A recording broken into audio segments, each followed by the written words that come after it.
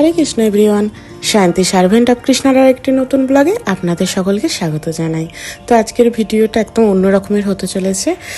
তো মায়াপুর থেকে আমরা সবাই চলে এসেছিলাম বাড়ি। তারপরে আমাদের যে জেলা প্রচারক সুজয় মাতা প্রভুর, ওনার একটু চেন্নাইয়ে যাওয়ার ছিল, তো উনি এয়ারপোর্ট দিয়ে যাবেন। তো সচরাচর আমাদের বাড়িতে সেরকমভাবে বৈষ্ণব সেবা দেওয়ার আমার সুযোগ হয়ে ওঠে না। তাই আমি যখন জানতে পারি যে প্রভু এয়ারপোর্ট দিয়ে যাচ্ছেন চেন্নাই, তাই আমি ভাবলাম যে প্রভুদের জন্য একটু প্রসাদ বানিয়ে দিয়ে আসবো। তো প্রভুকে ফোন করেছিলাম, প্রভুর কাছ থেকে জেনে নিয়েছিলাম কখন ফ্লাইট আছে, কী ফ্লাইট আছে। তো সেই অনুযায়ী একদম সকাল থেকে আমরা সবাই প্রসাদ রন্ধন করতে শুরু করে দিয়েছিলাম। তো লাস্ট আপনারা ভিডিওগুলো দেখেছিলেন যে আমরা মায়াপুর গিয়েছিলাম, সেখানে বোন মারা সবাই গিয়েছিল। তারপর বোন মা আমাদের বাড়িতে এসেছে, তাই আমি মা সবাই মিলে একদম প্রসাদ রন্ধন করতে শুরু করে দিয়েছি। যেহেতু প্রভুরা ফ্লাইটে যাবে আর প্রসাদটা নিয়ে যাবে, সিকিউরিটি চেকিংয়ে অনেক সময় সমস্যা করে, তাই ভেবেছি একদম শুকনো একটু প্রসাদ দেবো। প্রভুকে বলে দিয়েছিলাম যে আমি শুকনো প্রসাদই দেবো, তো বউ বললো ঠিক আছে। তো সেই কারণে ভাবলাম যে শুকনো প্রসাদের মধ্যে একটু চাউমিন বানিয়ে দিই। তো চাউমিনটাকে প্রথমে ভালো করে একটু জল দিয়ে, আমি অবশ্য গরম জল দিয়ে চাউমিনটাকে ফোটাই না, আমি ঠান্ডা জলেতে বেশ কিছুক্ষণ ভিজিয়ে রাখি। আর চাউমিনটা নরম হয়ে গেলে জলেতে ছেঁকে নিই।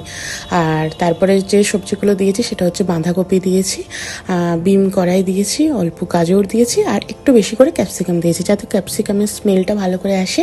আর একটু চিলি ফ্লেক্স দিয়েছি চাউমিনটা একটু টেস্ট হওয়ার জন্য।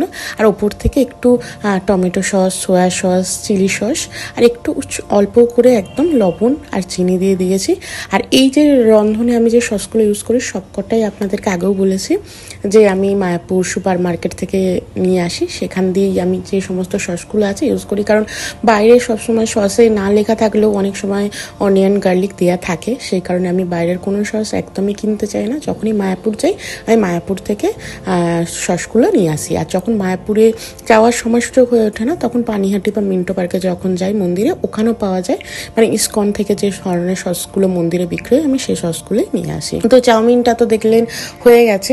তারপরে ভাবলাম প্রভুদেরকে জন্য একটু শুকনো একটু রোল বানিয়ে দিই। তো পুরো পনির রোল করিনি, পনিরের সাথে একটু কর্ন দিয়েছি, একটু বাঁধাকপি দিয়েছি, আর একটু ক্যাপসিকাম দিয়েছি, দিয়ে অল্প করে সস আর হালকা করে পরোটাটা হালকা করে একদম হালকা তেল দিয়ে ভেজে নিয়েছি।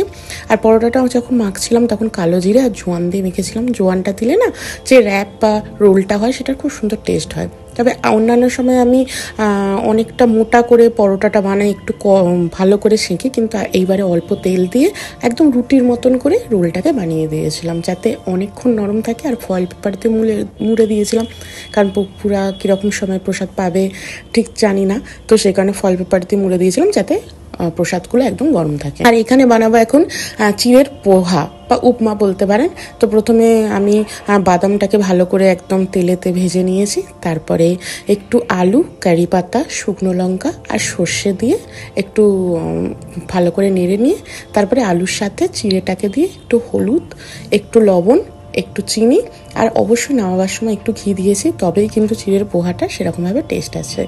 তো ভালো করে আলুটা যখন ভাজা ভাজা হয়ে গেছিলো আমি চিড়েটা দিয়ে দিয়েছিলাম আর শুকনো লঙ্কা ফোড়ন দিয়েছিলাম। তো যেহেতু কারি পাতা আছে খুব ভালো একদম টেস্ট লাগে। আর চিড়েটার সাথে একদম পুরো ভালো করে একদম সবটা মিশিয়ে নিয়েছি, ওপর থেকে একটু ঘি ছড়িয়ে দিয়েছি, দিয়ে আমার কিন্তু চিড়ের পোহাটা রেডি হয়ে গেছে।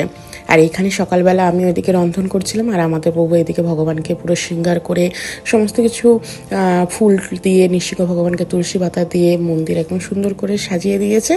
আর যেহেতু মায়াপুর থেকে বললাম না বোন আর মায়ের এসেছিলো, তাই বোনের গোপালও এখানে ছিল আর মা বাবা রাধা মাধবও এখানে ছিল। এই যে দেখুন আমার ভগবান, আমার গোপাল, বোনের গোপাল এবং রাধা মাধব দর্শন করুন। তো ভগবানকে তো ভোগ নিবেদন করা হয়ে গেছে।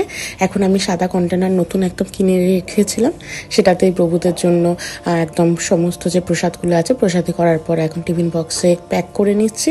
তো বানিয়েছিলাম চাউমিন, আর দেখালাম যেটা আপনাদেরকে রোল বানিয়েছিলাম, চিড়ের পোহা বানিয়েছিলাম, আর একটু রুটি বানিয়েছিলাম একদম শুধু আটার রুটি, আর করেছিলাম কুঁদরোই আলু জিরে দিয়ে ভাজা। আর যাবার সময় সামনে থেকে একটু মিষ্টান্ন নিয়ে নেবো। তো এখন প্যাক করে নিচ্ছি, অনেকটাই দেরি হয়ে গেছে, প্রভুরা বলেছিলেন যে টাইমের মধ্যে যেতে। তো মোটামুটি আমরা বাড়ি থেকে আমাদের এয়ারপোর্ট যেতে 10 মিনিটের মতনই সময় লাগে, কিন্তু আমি 8 ঘন্টা আগে বেরিয়ে পড়েছি, কারণ যদি প্রভুরা তাড়াতাড়ি চলে আসে তো সেই ভেবে আমরা তাড়াতাড়ি চলে গেছিলাম, কিন্তু রাস্তায় অনেকটাই জ্যাম পেয়েছিলাম। যাই হোক, চলুন, আমরা এয়ারপোর্ট প্রায় পৌঁছেই গেছি। এই যে এয়ারপোর্টে ঢুকছি। তো প্রভুকে তার আগে কল করে নিয়েছিলাম, প্রভুরা বললো যে প্রভুরা এয়ারপোর্টে পৌঁছে গেছে, তাই আমরাও একদম তাড়াহুড়ো করে এয়ারপোর্টে চলে এসেছি। সেদিনকে প্রচুর ভিড় ছিল, প্রভুরা একদম যে ঢোকার লাইন, সেই লাইনে দাঁড়িয়েছিল। এই যে দেখুন, আমাদের প্রভুর সাথে দেখা হয়ে গেছে। প্রভুরা টোটাল 10 জন মিলে যাচ্ছিলেন। তো প্রভুর সাথে খুব সুন্দর মিট হয়ে গিয়েছিল একদম টাইমে, কারণ ফ্লাইট যেহেতু একটা টাইমে ঢোকার একটা সম্ভাবনা থাকে। আর এখানে তো এই যে দেখুন, আমার মা, বাবা, আমি এবং আমাদের প্রভু 4 জনে মিলে প্রভুর কাছে গিয়েছিলাম। এছাড়াও প্রভুদের সাথে অনেক মাতাজি এবং প্রভুরা গিয়েছিলেন, যারা অলরেডি চেক ইন করে ঢুকে গিয়েছিলেন। তারপরে আমরা এসেছিলাম, প্রভু আমাদেরকে বলছিলেন।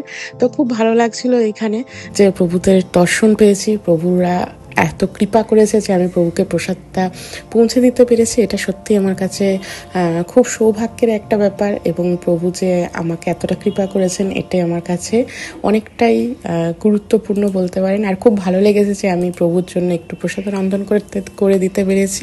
এটা আমার কাছে সত্যিই অনেক বড় পাওয়া। তো এই ছিল আজকের ভিডিও। কেমন লাগলো অবশ্যই কমেন্ট করে জানাবেন, ভালো লাগলে একটা লাইক করে দেবেন, আর যারা এখনো সাবস্ক্রাইব করেনি প্লিজ সাবস্ক্রাইব করে দেবেন। দেখা হবে নতুন আরেকটা ভিডিও নিয়ে। হরে কৃষ্ণ।